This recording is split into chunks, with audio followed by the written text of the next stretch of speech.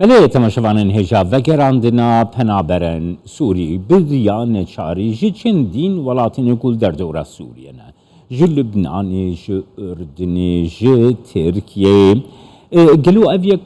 بچه آوایی روده ده ام در باسی لها باکوره کردستانی دبن فواز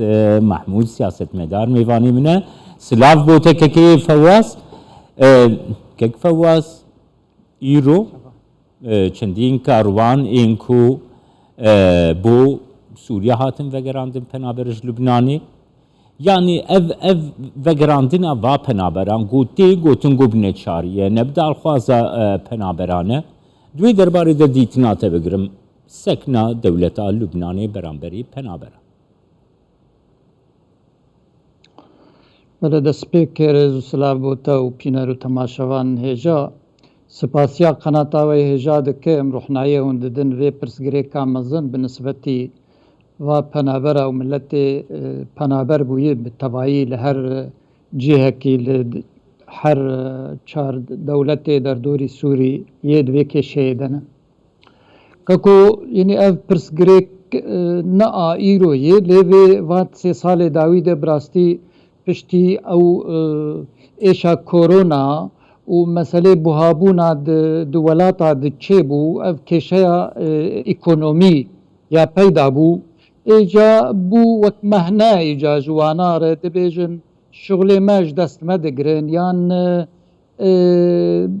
زحمتی دبیو ان پراد دوانا طبعا اف جی مهنه نبراستی تشتي سركه هنا تشتي سركه قارن بيجن بالنسبة لبنان تايبت يعني لبنان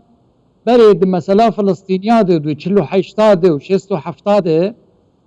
فلسطيني تدي قال لك بنابر بون لبنان ومان لجي وبوك شيء كما ظن بالنسبة لبناني او دو ترسن اف ملتي سوري يعني اف بنابر السوري بوختير بمينن وي ولاتي دي وجوار كشي بجلو ماجي مطراني مارونيا او بشار الراعي اشكرا يعني ويا بوج قطناوي تشاوا زلامكي يعني او اولي يعني تدي يعني مسألة مروفاتي وانسانتي لجموها قرق فايدا بجموي جي قهشت بي آستي از خوازم بيج يعني دولة خودي بريار اف برزگریک چاره سر نکرن و ما اف 10 سال اف ملتا یاد في حالی ده اف انجامه ویه دو يعني تبالا خو بده نا انجمنا او لکاریه نا یکتیا نتوی یا يعني يو ان مثلا يعني اف خديه بريارانه خديه كاربن چاره سريا في شيء هندري ولا تاد بكن نكرنه ما اف ملتا يا براستي لويراستي لو ما تدي إيجا وان كامبي واد شوتينين واج الشغل برا وادتين جارنا جيت جي درجة وشتني جانا قبل لبنان قال لك جيت تجي واي ام سباسياوت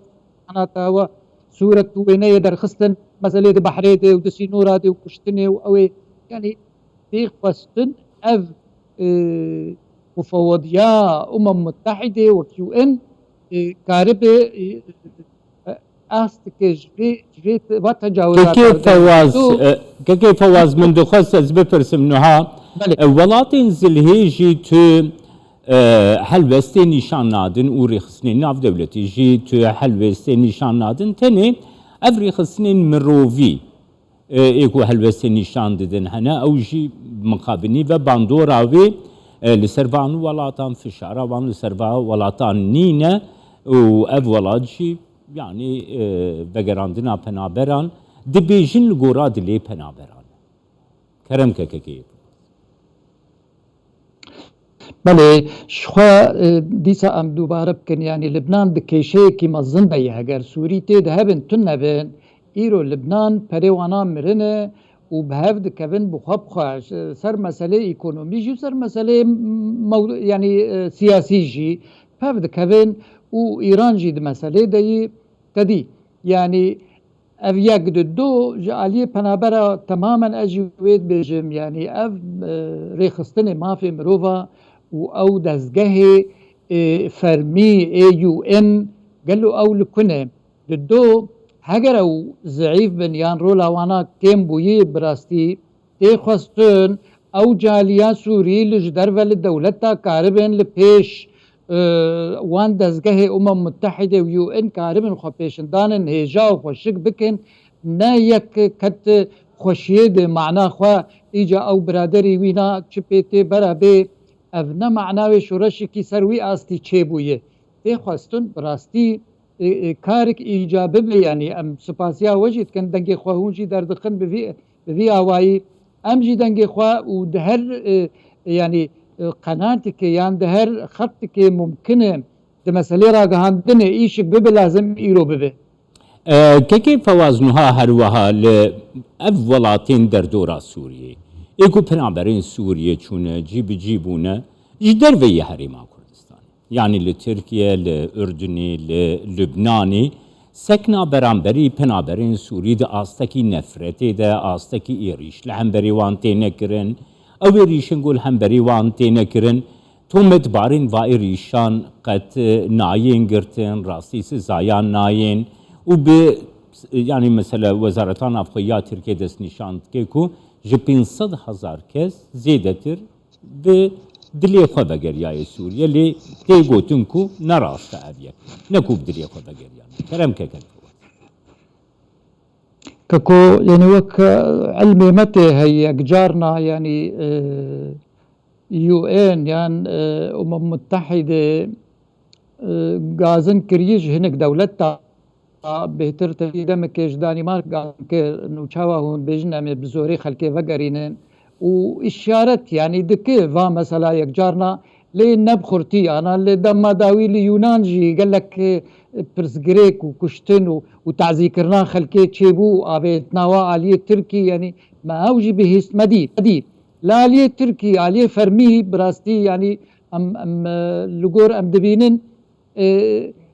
نب ويشوي يعني راحتي داي خلكي اگر اشكرجي او دمك نزيك يعني صار استا وزير يعني وزير اجدر و دبيجي اگر ايت خوازج در كفش در و برادر كفش در و يعني امري و دكن علي ديجي يعني نزيكا 3 مليون زيادتر سوري ايشي خدكن يعني ايه بهتر ايه اوبوزيسيون ايه هنكي خلكي بي راحت سزدكن يعني فالأردن جي يك جارنا مبسي وحالات ثاني أو قال لك هيدا بونه لا عليه كردستاني براستي ما أو نديتي يعني أم ويجي وجدان بيجن معنا أم لور معنا ومديتي يجي يعني بهتر أنا مثلا لبنان بوي سركاء وإيرو راقاندن بي مجول في الشهرتي مظن بالنسبة لي مسألة مديت يعني خلق شاوة نا برزا خوا دبيجنا برزا خوا بدقرن بس جبر تعدايا زيدا الوابوية او قوتنك يعني دبيجنا ام دخوازم برزا خوا خده قرابي اخا ولاد چتر ام دوی رزالتي دبن يعني كيكي فواز هر وها دخوازم بزانبم يعني بروبلمك مزنة كيشيك مزنة بمليونان بنابراین سوریه کل طایبتی الواولاتین در دوره سوریه چاره سری چیل گورا باوریت باشترین ری کومروف بکار بجوی که شیر پیدا بکه چیه؟ كوكولا يعني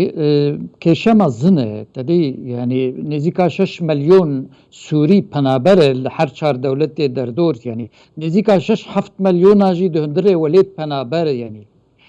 فرس گرای برنگ رژیمه یعنی او چارەسەریان سیاسی ئاست که جوێ مەسەلێ تەویر داتینی یعنی خەلک و ناگەرن جبەر گەلک مەسەلا دوو ناکەبن یعنی چما خەلک ڕەڤیانە لێ خەلکێ وا هاتن و کوشتن خانیێ وا خەرابوونە مەترسی هەیە دیسا ئێڤە گەرە وێ بێ کوشتن وێ بێ گرتن و هەر هاوەژی پێشچاوێ ویە فەش بۆ وێ بەڕاستی دولة تخواستن دولة خودی هیز يعني وبهتر جهاد دولي ياساي وكيو ان او بريار بيستندن گوهرتن كي يان لهف كرن كي مثلا امريكا وروسيا يوروبرز گريك ديجي چي بوي او جي كشي كي برانبري چارەسەریا سياسي سوري يعني تدي دوور دخینه بهتر مادام او شر اوکراینیا هی تی خواستن چار سریک سیاسی او رژیم بگورتن به تایبت سروک وی رژیم رابی یعنی سوريا افن عبارين قو دفدقرن كيف هواز هن آگاه دارن كو رژیم سوریا رفتاره که چاوال گلوان پنابران دیگه تدی رنگ وگره آنا کاتشته چه دوه دناف هفدود هماهنگی کرنه لبنان و سوری ناواج وار دشینن او تی خواستون آنا حیا 6000 ناف هاتی حاضر کرن یعنی دشینن آلیه سوری که سوری که قبول دکی که قبول ناکه الوافد گرینه او جی علمتی وادکه خود گراوی خو حاضر دکن و تبلو کلو پله و تشتی هی وان غراد خو اجبونا درباسی وان قاپیه لبنان و سوری بکن و درباس بن بوی شویی لی